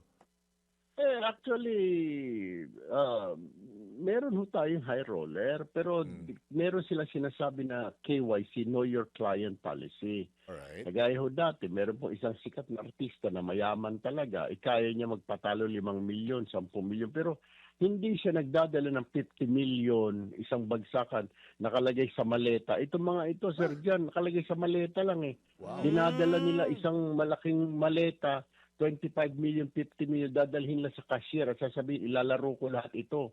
I-deposit nila doon. Yung cashier naman ng casino, bibilangin yung pera. Confirm, 50 million po itong laman ng maleta ninyo. Okay, pa-withdraw mo na ng 5 million, ilalaro ko. Doon ako sa private room. O sige po, may 45 million kayo dito. Magbibigay ng resibo yun. May 45 million. Okay, lalaro ka. Pagkatapos, kung gusto mo talagang mag-money laundering, ang gagawin mo, kunwari, uubusin mo yung 5 million, may 45 ka. Balik ka na naman next week, dala ka na naman ng another 50, sasabihin mo naman, 5 million lang wiwidhin ko. So may 90 million ka na doon sa cashier na casino na yun. Ngayon, so may 90 million ka na, paglabas mo, hindi naman cash ang bibigay sila kasi cheque na, gano'ng kadami. Cheque. So, malinis na, di ba? Dediretso mo na ngayon Wow. sa bangko. Ang bangko, hindi na magtatanong kasi nga, galing sa casino eh. Exactly. So, Magaling, ha? Hindi Mahusay. lang question eh. Aha. Oh. Ang- Kaya ang- umabot sila ng gano'n, umabot sila ng bilyon. Laki naman nun, Senator. Saka ang question, parang ang nangyari nga, ang tawag doon, pabalat kayo, nagpatalo ng 5 milyon, kumukubra ka naman ng mahigit sa 5 milyon. Oo. Ganun ang nangyari. Mabuti sana kung Wow. natalo. Meron pang isang pagkakataon si Bryce, nanalo ng 100 million eh. Wow. Yung puhunan niya ay 50 million. Nasa nag-triple yung pera, 150 million yata at one Wow. point. So naging... Malinaw, At alam mo ba, malinaw po, Senator. Kung ito invited na siya no scheme. September 1 sa hearing sa Senate. Nagsusugal pa pala yung mokong. Nandun sa casino. Nakita mo, binigyan siya imbitasyon at nagsusugal pa. Senator, ha? Ganito, sandali ha. Akala mawala sa tanong. Sen, baka naman pumusta siya. Sabi niya, matatanong ako dito o hindi. Pustahan tayo, hindi ako matatanong. Di ba? Sugar pala yata talaga eh. Baraha yung nilalaro niya. Ayon sa yung informasyon, sa table siya naglalaro. Kaya walang limit. Sky's the limit. Magtaya ka ng isang bitaw na 5 million, 10 million. Walang problema. So, Grabe, no? yun. Nagamit. So, dapat ang casino natin, may social Assignment nila yan obligation sila. dapat. Exactly. Dapat nagduda na kaagad sila. Mga apelyido na Villanueva, Asuncion. Diyos ko po, hindi naman mga mukhang taikurat. Hindi rin sila mga angkan na mga mayayaman dito sa atin. Yan sa top 100 Forbes magazine. Hindi rin. Sana nagduda ng casino. Kasi ang simpleng sagot dyan, income kasi nila, Sir John. Exactly. Ay, papatalo nito yung 50 million niya. Papatalo namin siya. Ay, hindi pala. Yung ginagawa pala, nililinis lang yung pera. Nililinis lang. Papatalo lang 5 million. Income pa rin yun, di ba? Opo. Alright. So, natumbok ba talaga, Senator Erwin Tulfo, kung gaano total ang kabuuan ng naipatalo, quote-unquote, Meron ng naman mga total. BGC boy na yan May total na ba? sa casino? Si Alcantara pinakamalaki yata doon sa 1 point something billion from 2022 to 2025. Simunod si Bryce nasa 680 million. Nakakalula. Itong pangatlo, yung kanilang project engineer, si JP ay Mendoza ay nagtumabo ng 400 million. So ganun yung so kung susumay mo 2 billion, halos 2 billion mahigit yung kanilang nailabas na pera. Sen, pwede bang habulin yan at kunin ng gobyerno? I believe naka-freeze na yung mga assets niya. Gaya yung Ferrari at saka Lamborghini ni Bryce Hernandez. Ginagamit daw sa Grab yun Di ba? Hindi, sabi niya. Sabi niya sa hearing, with your indulgence, Your Honor, pinagtulungan po naming bilhin ng misis ko yan para sa negosyo. Yun Lamborghini, saan mo gagamitin? Di ba? Negosyo kasi ibibenta nila, buy and sell daw sila. Yun ang kanyang paliwanag. Wala ko sa grab. nagba-buy and Senator, sell sila. tama ba, Opo. September 18 may hearing ulit, Blue Ribbon? Sa Thursday po, Thursday. This time si Senator Lacson na po yung mag-hear. Ipapatawag nyo ba itong mga ano ng casino, mga operator niyan, Senator? Na kay Senator Lacson po yan kung ipapatawag niya. Pero ang siguro kailangan din po dahil in aid of legislation, paano po sabi nga ni Senator Ang laki Lacson kasi kahapon yan eh. sa Oo. budget hearing ng AMLAC kahapon, sinabi ni Senator Lacson, dapat na-monitor niyo kaagad ito. Kung nagsumbong kaagad kayo, dala-dala The niyo first yung pera place sa pa lang, iba dapat yun. alam nyo Oo. na yan. Oo. Exactly. Napigilan sa nahuli kaagad, Sir Drew, Sir Jan. Alright. Medyo lilihis ako pero Senate pa rin. Anong basa mo dun sa sinasabing kahapon magpapalit na naman ng liderato? Ito po ba paugong lang? Testing the waters? Ano po ang tayo mo rito, Senator Erwin Tulfo? Inamin naman ni Minority Leader Alan Peter Cayetano, there's no such thing. Wala naman daw siyang planong manggulo dyan sa Senado. Gusto nga dyan daw lahat magkaisa, which is yun ang kailangan natin ngayon, Sir Jan. Lalo at ang mga tao, mga kababayan natin, galit na galit sa gobyerno at wala nang tiwala. Pareho, walang tiwala sa Kongreso, walang tiwala sa Senado. So, kailangan natin magkaisa at magtrabaho. Yun ang kailangan natin. Yung ano naman po ang reaksyon nito sa ninyo po sa binuong ICI ni Pangulong Marcos na binabanggit niya walang kamag-anak, walang kaalyado, walang kaibigan. Walang Pag kinakailangan kapartido. tamaan, tatamaan. Walang sasantuhin, Walang Senator. sasantuhin, Senator Erwin Tulfo. Ihintayin po ng taong bayan niya. Ngayon, ang pakiusap ko lang sana, bilis-bilisan po ng ICI dahil ibibigay po yata ang pagkaintindi ko lahat po ng mga ebidensya na nakalap ng Kongreso, ng Senado, basis po sa mga statements ng mga testigo, mga resource person, mga contractor, mga taga-DPWH, i-collect po yan lahat ng ICI. Pati ho ang Blue Ribbon, I believe, sabi ni Senator Lacson na bibigay niya sa Senado dahil sa ICI dahil ang Senado ito ay tinatag para maghahanap ng mga ebidensya for prosecution. Kami naman sa legislatura purely for legislation sa paggagawa ng batas. So ito turn over namin lahat yan. Tingin ko naman Justice ex-Justice Reyes, wala namang bagahe yan ever since. Kahit na mag-retire na. Tapos yung mga nakaupo, hindi ko naman sila kilala. Si General Magalong, isa sa mga investigador.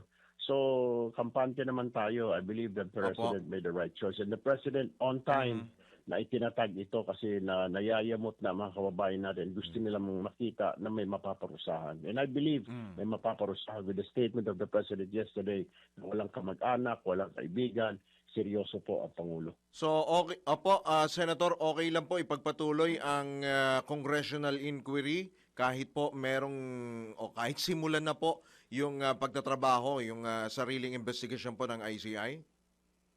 Congressional inquiry po in aid of legislation. Alright, Inquiry okay. po, paano maiwasan po na mangyari ito muli. Pero kung inquiry na para kasuhan si ganito, si ganon, trabaho na po ng ICI, mag-overlap po. Okay. Di ba? Ganon din po sa kami sa Senado. Dapat focus na lang po siguro doon sa mga anong mga batas ang dapat gawin para hindi na po mangyari ito dahil nangyari na po ito ng 2013 Alam niyo ho ba noong 2013 ganito rin ho tayo. Kaso isang contractor lang ho yun. Ang problema ho ngayon, marami contractor po ito at mas malaki. Pero noong panahon mo na yon, ang ginawa nila to prosecute si Janet Napoles. Pero hindi talaga sila nakagawa ng isang malinaw na batas. Dapat ho ngayon, malinaw na batas para hindi na po maulit. Tama. Ilang taon lang ang binilang na ulit at mas malaki pa, Senator Erwin Tulfo, di po ba? Kumbaga, naging chicken feed yung kanina police Di po ba? At ang matindi. Tama po yun. Yun Kalahating trilyon manok lang. Ngayon po, lechon baka po. Anyway, meron lang ako pang good news lang, Senator Erwin, kung okay lang sa'yo, kasi chairman ka naman ng Senate Committee on Games and Amusements, baka naman pwede nating bigyang parangal yung ating mga kababayang atleta Lalo na yung gumagawa ng pangalan. In particular, si Alex Ayala, Senator. Opo. Okay, una po sa lahat, may mga naghain na po ng resolution sa Senate. Okay. Nabigyan po ng parangal. Ito, hindi lang po si Miss Alex, pati po yung mga, meron pa po tayong sa chess na nanalo po ng Grandmaster. Bibigyan po lahat ng parangal yan. Yes. Liderato po ng Senado. May kasama po yung mga mga prize money. Hindi ko po alam. Pero ang alam ko definitely nakapila na po yan na resolution para bigyan po sila ng parangal dyan po sa Senado. Naman po galing sa flood control yung money. Usually galing po sa PAGCOR yan kasi social talagang responsibility yung, nila. Opo, yung kinikita po ng PAGCOR napupunta raw sa universal healthcare natin, tapos yung ilang bahagi para sa sports. So, doon po kukunin yan sa sports. Opo. Right. Senator, last na lang on my part, mukhang inaaraw-araw na po kayo ng mga rallyista. Itong, hindi lang ang Senate, pati yung Congress, halos inaaraw-araw na po. Sa kabila nga po ng mga kaliwat ka ng protesta, may mas malaki pa, September 21. Ano ho mga panawagan po ninyo, abiso po, payo po ninyo sa ating po mga kababayan, sa publiko, at syempre sa mga kapwa nyo rin po mga opisyal, lalo pong ngayon pong lumalalim na po itong issue po na ito, Senator. Well, masasabi ko lamang po, antayin na lang po natin. Nandiyan naman na po yung Independent Commission. Ibig sabihin, hindi na po Kongreso at Senado. Kasi ang kinakagalit po ng mga tao, paano ninyo imbestigahan ng inyong mga sarili? Tama naman po. Pangalawa, sabi nga ng Pangulo, it's okay na ipahayag ninyo ang inyong damdamin, ang inyong galit. Kasi kahit daw siya galit, kahit sino naman ho. Kahit ho ako, nabubuisit, malaman-laman ko na napunta lang sa bulsa ng ilan po yung pera ng mga buwiso ng kababayan natin. So it's all right po na mag-protesta sila, pero sana lang nga po na wag naman yung to the point na maggugulo na po sila. Matulad tayo po doon sa Nepal, matulad po tayo sa India, na nanunog na po.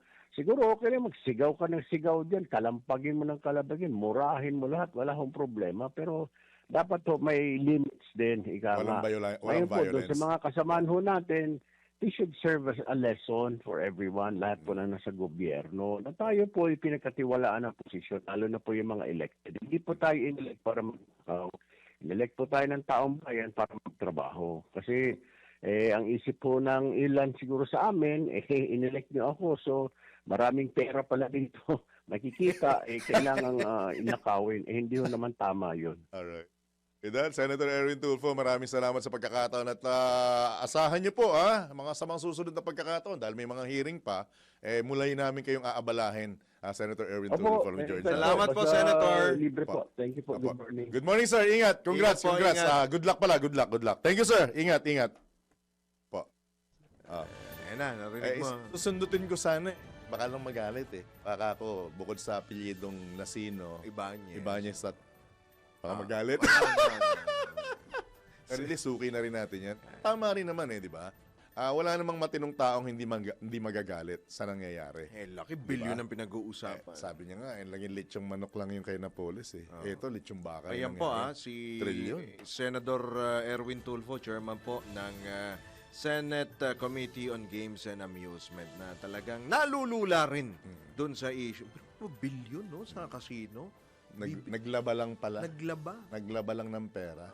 Tsaka, ang masakit lang nito, kuya, mga kabalitan-kabalitakta, kung walang timbre din naman kasi dun sa iilan, hindi naman magagawa Sipin mo, kung yung sinasabing mali-maleta, 50, 15, 10 milyon ang dala-dala. Mahina yung 5 milyon. Para i-encash doon, ipacheck it, tapos magpapatalo ng halagang 5 milyon, pagpalagay mo na, 5 milyon pa lang, nakakita ka na ba sa personal nun, kuyang? Nakakita ka na sa personal nun? Di ba? How much more yung magiging kalahating bilyon, 400 milyon? Aba, kahit sabihin mong cheque yun, mabigat hawakan yun, kuya. Oo naman. Di ba? Yung mag-withdraw ka ng 100,000 Nga sa panahon ngayon, kakabahan ka na Yung pa kayong bit-bit mo, isang maleta. Pero dapat din sa mga operator, yun talaga, yun ang first line of nila, first line of defense nila. Hindi, tsaka paano mong i-defensean sila nga nag-issue ng ID na sinasabi? na peke, may alias. Ba, yun ang lumabas doon sa unang hearing? Biruin. Di ba? Magkano Oh. yan? Kaya nanggagalaiti yung mga kababayan natin teka lang. Magkano ba ang sahod ng district engineer? Yung pa isa. Malaki pa yata allowance mo doon, Kuyang Blue eh. Oo nga Diba? Ewan ko ba? Tapos ikaw, wala kang Lamborghini. Oo. Kasi letter F yung sasakyan mo. Tsaka letter T. Tricycle. Ewan ko ba? Eto sigurado ito. Ay, malupit na sasakyan Malupit niya. yan. Iba yan. Bangka ang sasakyan yan.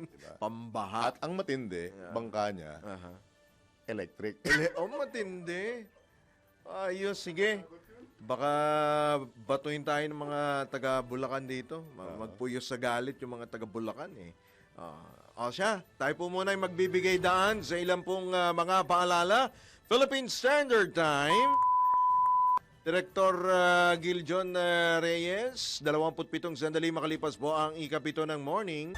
Sa iba pang tampok na balita, hinikayat ng mismong leader ng Kamara, ang Department of Social Welfare and Development, na palawakin pa ang pag-abot program na nagbibigay tulong sa mga naninirahan sa mga kalye at kapuspalad na pamilya upang makabangong muli sa kahirapan. Ginawa ni House Speaker Martin Romualdez ang hakbang kasunod ng ginawang pamamahagi ng DSWD ng mga gamit sa pagsasaka. Higit 500 pamilyang ETA sa barangay Maruglo, Kapas, Tarlac. Bahagi ito ng patuloy na pagsusumikap ng administrasyon at tulungan ng mga katutubo na magkaroon ng sariling pangkabuhayan at maiwasang mamalimos lalo na tuwing Kapaskuhan. Ayon kay Speaker Romualdez, patunay ang nasabing programa sa commitment mismo ni Pangulong Ferdinand Marcos Jr. na tuldukan ng kahirapan bilang bahagi ng Philippine Development Plan 2023 to 2028 at ng UN Sustainable Development Goals. Dagdag pa ng leader ng Kamara na nakatuon ang Kongreso sa pagsuporta sa pag-abot program at iba pang programa ng DSWD bilang bahagi ng hangarin ng Administrasyong Marcos para sa bagong Pilipinas. Pasada Balita. Talay sinusulong sa Kamara ni House Majority Leader Sandro Marcos ang panukalang batas na naglalayong ipagbawal ang mga kamag-anak ng mga opisyal ng pamahalaan hanggang sa ika-4 na antas ng consanguinity o affinity na makapasok o makakuha ng kontrata sa gobyerno. Sa explanatory note ng House Bill 3661, iginiit ng mambabatas ang public office at public trust alinsunod sa prinsipyo ng 1987 Constitution. Nakasaad dito na ang isang public official ay tumutukoy sa heads of agency, ng procuring entity, governing board members, at mga public officer na may policy determining supervisory o managerial functions. Saklaw din ito ang career at non-career service, uniform personnel at militar.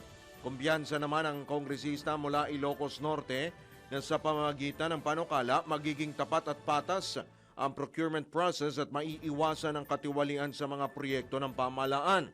Nabatid na isang kalintulad na panukala rin ang inihain sa Senado ni Senador Francis Chis Escudero, kung saan nakausap na rin ni Congressman Marcos ang senador at handa niyang itulak ang counterpart measure ng kanyang panukala sa mababang kapulungan. Pasada Balita. Inama naman ni Justice Secretary Jesus Crispin Remulla si Senator Rodante Marcoleta na patunayan na nangako siyang isa sa ilalim sa Witness Protection Program ang mag-asawang Pacifico Curly at Ate Sara Diskaya. Ayon sa kalihim, hindi basta-basta ang pagtatalaga ng state witness dahil kailangan itong sumailalim sa evaluation tulad ng kung nagsasabi ang mga ito ng buong katotohanan. Paliwanag pa ni Secretary Remulla, maraming hakbang ang pinagdadaanan ng evaluation tulad ng forensic accounting ng 15-year history ng kontraktor at masusing investigasyon sa kredibilidad ng kanilang mga pahayag. Samantala, pinalagan din ni Secretary Remulla ang paniniwala ng individual na naiimpluwensyahan ng personal relationships o hiling mula sa government officials ang desisyon ng Department of Justice. Pasada Balita. Pasa naman ng House Infrastructure Committee na magpapatuloy sa pagdalo sa pagdinig ng komite si dating DPWH Engineer JP Mendoza. Ito'y matapos humiling sa Kamara o hilingin ni Mendoza sa Kamara nitong Setyembre 12 na makaalis sa kustodiya ng mababang kapulungan at hilinging makasama ang kanyang pamilya. Ayon kay House Infracom Co-Chairman at Bicol Saro Party List Representative Terry Redon, nag-request na si Mendoza na payagang makaalis at makasama ang kanyang pamilya. Naniniwala si Redon na sisipot sa mga susunod pang pagdinig si Mendoza para maglahad ng impormasyon at mga nalalaman hinggil sa irregularidad at maanomalya umanong flood control projects. Pasada Balita! Samantala, may 2 linggo pa bago magdesisyon ng Commission on Elections kung sino ang ipoproklama sa 3 bakanting slot para sa party list kapag pinalang nagpasya ang Korte Suprema sa petisyon ng Duterte Youth Party List Group. Pinabati dito sa DWIC ni COMELEC Chairman George Erwin Garcia na nagsabing sumulat sila sa Kamara para ipaalam ang naging pasya ng Anbank na gawing 64 seats ang party list slots. Positibo naman anyang tugon ng Kamara na binigyan ng ang COMELEC ng buong kapangyarihang pumili ng kokompletong party list slots. More or less, meron pa tayong 2 linggo upang mapag-aralan namin po kung sino ang aming ipoproklama. Tayo po ay sumulat, mga 2 linggo na nakalilipas sa ating Kamara upang isangguni yung ating po naging desisyon ng Commission and Bank na 64 dapat ang ating mapoproklama at hindi 63. Kami po'y nakatanggap, Sir Drew, kaagad ng liham naman bilang pagtugon sa ating naging katanungan sa kanila. At ang sabi po ng mababang kapulungan sa pamamagitan ng Secretary General na sila ay ministerial ang duty at absolute ang diskresyon ng COMELEC kung sino ang kanyang ipoproklama. Nangangahulugan kung sino ang sabihin ng COMELEC, tatanggapin lamang ng House of Representatives. Kaya naman po ang tinig paliwanag ni COMELEC Chairman George Erwin Garcia sa panayam ng DWIZ. Pasada Balita! Nilinaw naman ni COMELEC Chairman George Garcia na hindi kabilang ang Gabriela Party List sa 3 babakanteng pwesto ng Duterte Youth Party List dahil magiging 64th seat nga ito. Ayon kay Chairman Garcia, may 4 na bakante o 4 na ang bakante sa Kamara. So yung 3 iiwan po ng Duterte Youth. At 3 naman, 3 po yung babakantehin po ng Duterte. Pero yan po ay hinihintay pa ang magiging opisyal po na desisyon ng Korte Suprema. Hindi po ito kabilang, bali lumalabas po kung sakasakali, 4 kasi ang bakante natin. Isa itong pang 64 at 3 naman kung sakali yung papalit doon sa naturang Duterte Youth Party List. Yan po muli ang tinig ni COMELEC Chairman George Garcia sa panayam ng DWIZ. Pasada Balita! Hindi naman matutuloy ang biyahe ni Pangulong Ferdinand Marcos Jr. at First Lady Lisa Araneta Marcos sa New York para sa UN General Assembly ngayong buwan. Ayon kay Presidential Communications Office Secretary Dave Gomez, ipinasa na ng Pangulo ang kanyang mga nakatakdang gawain sa UNGA sa kalihim ng Department of Foreign Affairs. Paliwanag ni Secretary Gomez, bahagi ito ng desisyon ng Pangulo upang mas matutukan ang mga lokal na issue at mga programa dito sa bansa. Pasada Balita! Matalatanggap pa tayo ng pag-ulat mula sa labas ng impilan. Mga benepisyaryo ng Tara Pasa Tutoring Program ng pamahalaan umabot na sa mahigit 350,000. Ayon kay Pangulong Marcos, ang detalye buhat kay Patrol 13 Gilbert Perdes. Pumapalo na sa mahigit 350,000 ang mga benepisyaryo ng Tara Basa Tutoring Program ng pamahalaan sa loob ng 3 taon. Ayon kay Pangulong Ferdinand Marcos Jr., layunin ng programa na makahabol sa pagbabasa ang maraming batang Pilipino. Anya, sa pamagitan din ng programa ay nalinang ang husay ng mga college student bilang mga tutors.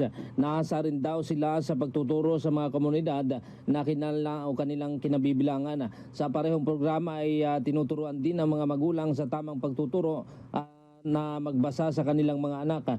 Bilin din ng Pangulo sa mga magulang, ipagpatuloy lamang ang pagtuturo sa mga bata sapagkat ang mga magulang anya ang pinakamahalagang guro ng mga bata. Patrol 13, Gilbert Perdes nagbabalita ng tama, naglilingkod ng tama. Kapag may bagong balita, naka-on air, agad-agad, DWIZ Patrol Report. Sa kaugnay na balita, suportado ng Kamara ang Expanded Career Progression System para sa mga guro ng Department of Education. Inilarawan ni House Speaker Martin Romualdez ang proyekto bilang isang makasaysayang reforma na nagpapatibay sa pangako mismo ni Pangulong Ferdinand Marcos Jr. na bigyang kapangyarihan ng mga guro bilang mga haligi ng edukasyon sa ilalim ng kanyang bagong Pilipinas Vision. Ayon sa leader ng Kamara, itataas ng bagong sistema ang promosyon ang estado ng mga guro sa pamamagitan ng pagbibigay ng promosyon batay sa kakayahan at merito sa halip na limitahan ng mga bakanting posisyon. Ito anya'y malinaw na pagpapakita ng Marcos administration ng halaga sa papel ng mga guro sa pamamagitan ng pagtiyak na nakabatay ang promosyon sa kanilang kakayahan at dedikasyon. Sinimulan na ng DepEd ang pagpapatupad ng DepEd Order 024 Series of 2025 na siyang nagtatag ng ECP system na nagpapakilala ng mga bagong ranggo para sa mga Teachers 4 hanggang 7 at Master Teacher 5 at lumikha ng 2 career track sa classroom teaching at school administration. Pasada Balita. Sa iba pa rin balita, aminado ang Department of Agriculture na hindi sapat ang panukalang budget upang maisulong ang mga programa na magpapalakas sa sektor ng agrikultura sa bansa. Ayon kay Agriculture Secretary Kiko Laurel, kalahating trilyong piso ang kakailanganin ng DA kada taon para sa agri-sector. Pero dahil overreach na ito, posibleng maging sapat na ang 250 billion pesos hanggang 270 billion pesos. Sa panukalang pondo ng naturang kagawaran sa susunod na taon, 29.9 billion pesos ang alokasyon para sa National Rice Program. 10 billion sa Rice for All, habang 30 billion pesos naman para sa Rice Competitiveness Enhancement Fund. Magugunitang nasa 245 billion pesos ang original na panukalang pondo ng DA para sa susunod na taon, pero 176.7 billion pesos lamang ang naaprubahan para sa proposed budget. Pasada Balita. Mamumuhunan sa Pilipinas ang ilang kumpanya ng Japan na aabot sa halagang humigit kumulang 50 bilyong piso.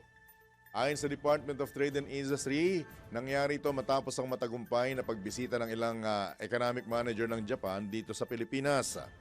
Isa sa mga mamumuhunan ang kumpanyang Koshidaka Holdings Company Limited na maglalaan ng mahigit 30 bilyong piso kasabay ng pagbubukas ng 300 outlets sa bansa.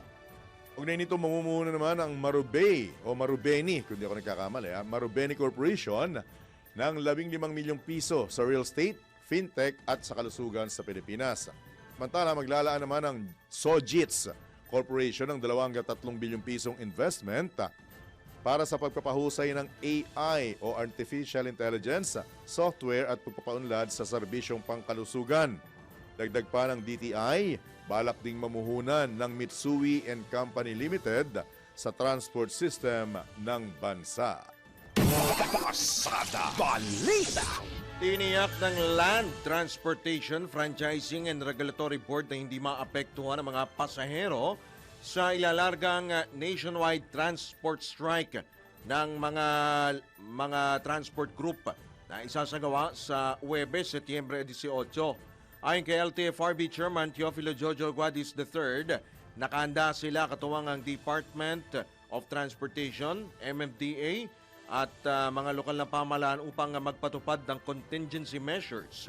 Kabilang na rito ang pagpapatupad ng libreng sakay gamit ang mga government vehicles, military trucks, bus at modernized PUVs. Kumpiyansa naman si Chairman Guadis na mas maraming tsuper at operator na pipiliing magpatuloy sa pamamasada sa halip na sumama sa pagpoprotesta. Nanawagan ang ahensya sa mga transport group na huwag nang idamay ang publiko sa kanilang kilos protesta o tigil pasada.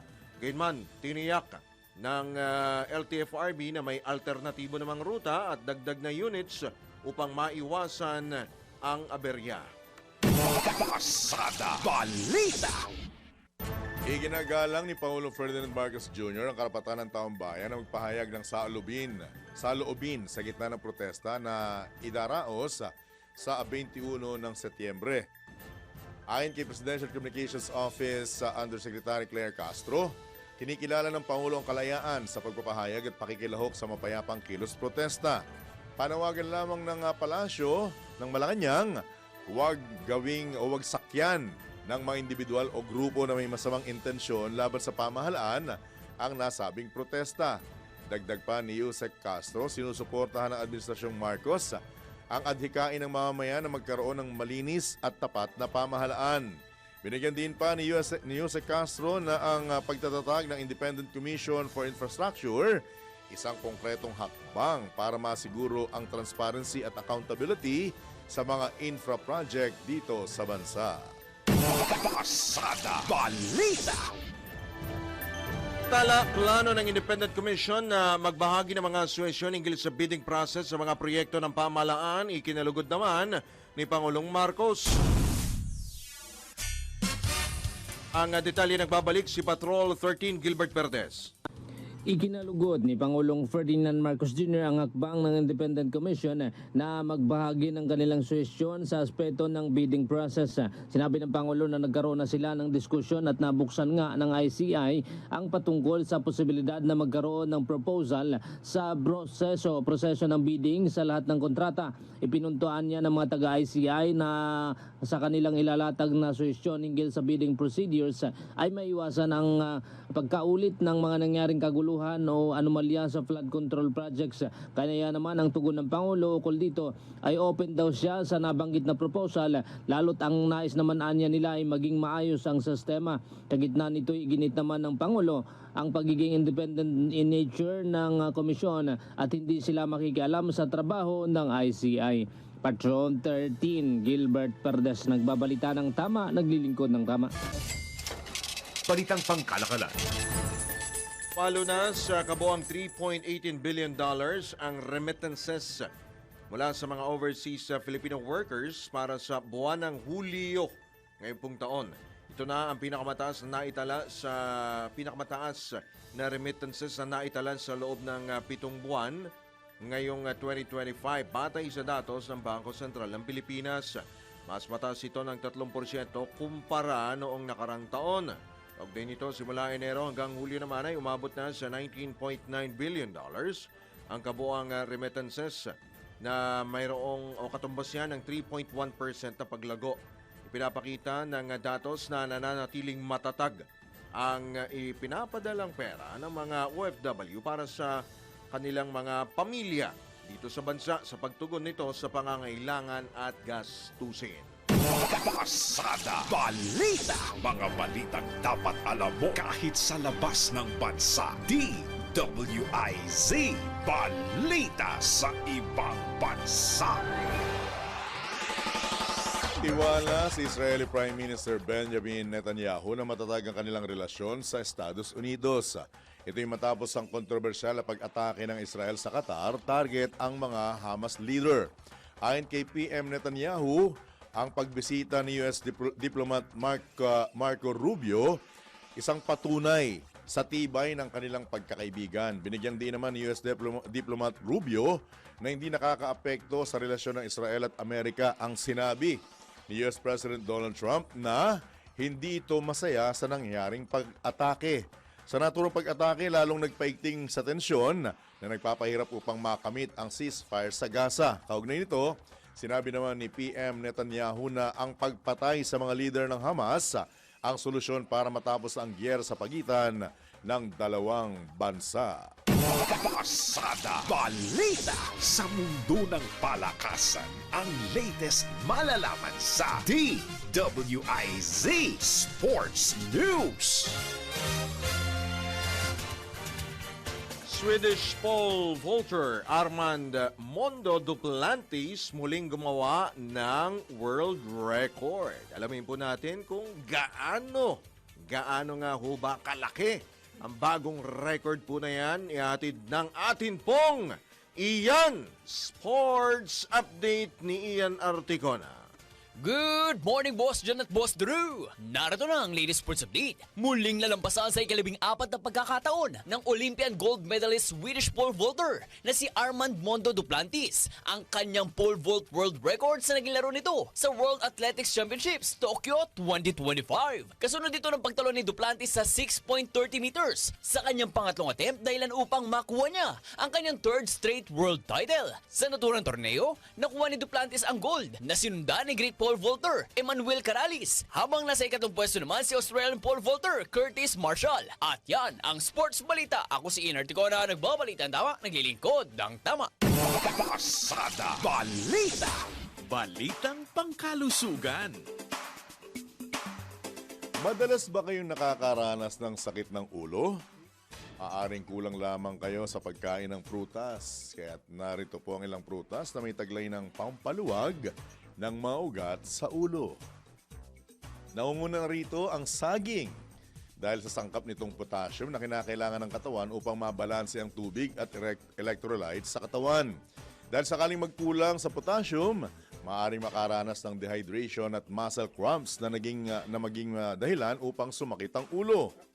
Gayun din ang avocado kung saan maliban sa mataas na potassium content nito, meron ding healthy fats na nakatutulong upang mapabuti ang blood circulation at pagbawas ng inflammation na posibleng dahilan upang maiwasan. Nakatutulong, bitin nga Malam ko, may iwasan malamang ang pananakit ng ulo. Nakatutulong din ang pakwan sa pagpapawala ng sakit ng ulo dahil sa taglay nitong vitamin C at antioxidants na nakatutulong upang mapalakas naman ang immune system habang ang apple o mansanas naman may sangkap na fiber at phytochemicals na nagpapabuti ng digestion at metabolism na posibleng makatulong sa pag-iwas ng pananakit ng ulo. Yan. Pero isang bagay lang ang natutunan ko, ewan ko kung tatanggapin nyo o hindi, na ang ulo raw ay parang tiyan din yan. Pag walang laman, yun na yun. Sumasakit. Matindi. Kala ko sasabihin mo, an apple a day keeps the doctor away. Oy, lalim. Pangkasi ni English mo. Pero syempre, yung pinakamaganda pa rin, consult your doctor. Pag meron kayong mga ikangay hindi magandang nararanasan sa inyong If katawan. symptoms persist, consult your OB-GYN. Insult your doctor. Sabay ganun. Pasada Balita. Ito na ang latest, bagong-bago, fresh na fresh. DWIZ Showbiz News. Ito po ang latest na chika. Siyempre naman. Tahasang tahasang itinanggi ng aktres na si Bea. Hindi Bea Bunda to Bea Alonzo na siya ay engaged na. Ito'y matapos sumugong ang mga balita sa social media na engaged na ang aktres sa business tycoon boyfriend nito na si Vincent John Ibanez Co. Ayon kay Bea, wala na siyang dapat pang linawin dahil masayang-masaya naman ang kanyang puso. Naisaan niya niyang manatiling pribado ang kanyang personal na buhay, partikular ang kanyang love life. Kaugnay nito, hiniling ng aktres sa kanyang mga tagahanga na huwag nang umasa sa isang grand reveal tungkol sa kanilang relasyon. Ano man anyang detalye hinggil sa kanyang love life ay paiirali niya ang pagiging pribado. Matatandang binulgar sa publiko ni Bea ang relasyon niya kay Vincent Co nitong nakaraang buwan lamang. Pasada Balita. Abol natin ng good news pero mismo ng Department of Migrant Workers na may ilalaan ng Czech Republic na kabuuang 10,300 visa slots para sa mga manggagawang Pilipino. Ayon sa Ministry of Labor and Social Affairs ng Czech Republic, ang pagdagda ng alokasyon ay upang matugunan ang pangangailangan ng nasabing bansa sa labor force at sabay na mapalakas ang deployment ng mga manggagawang Pilipino. Kasabay nito, napagkasunduan ng dalawang bansa na repasuhin ang mga panuntunan para sa proteksyon ng mga OFW partikular laban sa sobra-sobrang singil ng placement fees, issue ng biglaang contract termination at mga alalahanin sa worker mobility sa loob ng European Union. Ayon sa DMW, malaking hakbang ito upang matiyak na hindi lamang dumarami ang oportunidad para sa mga Pilipino abroad, kundi matiyak din na may sapat na proteksyon at karapatan ang mga OFW na nasa Czech Republic. Pasada Balita! Bago po tayo tuloy magpaalam, ay batiin po muna natin ng maligayang kaarawan sina Sir Randy Cabango ng Vice President po ng Aliw Broadcasting Corporation at President po ng Home Radio 97.9. Happy birthday! At isa ring maligayang kaarawan sa ating pong Patrol 38. Ngayong araw, no? Patrol 38. Ba't naman nakaganyan? Gen Patrol, ya? Mga kontraktor, ha? Kontraktor? O kontraktor. Akalain mo? Yan, ha? Kaya Yan. pala iba ng Happy dating birthday, ha? Ang ating pong DWIZ reporter. Happy birthday din kay Dindo Balagtas, ang makisig na ama at pinagmanahan ng ni Daryl Justin. Happy birthday. Yan po ay magiging totoo kapag kayo po ay naghanda. Ito naman, full din namin, ha? Taos-pusong pakikiramay po ang aming pinararating sa aming engineer.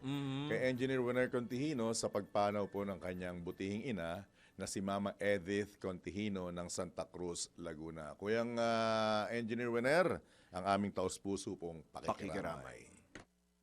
O siya, tayo po ay magpapaalam na sa ngalan po ng buong tropa ng DWIZ at Aliw Channel 23. Kami po ang inyong mga naging tagapaghatid balita, Drew Nasino. Johnny Bañez. Nagbabalita ng tama. Naglilingkod ng tama. I-standby lamang po. Susunod na nandiyan na po sila. Walang iba kundi ang Karambola. Oras po natin 10 segundo na lamang po bago sumapit ang ganap na alas 8 na ng morning. Oh, sa mga hater dyan, eto. Happy weekend! Nyo!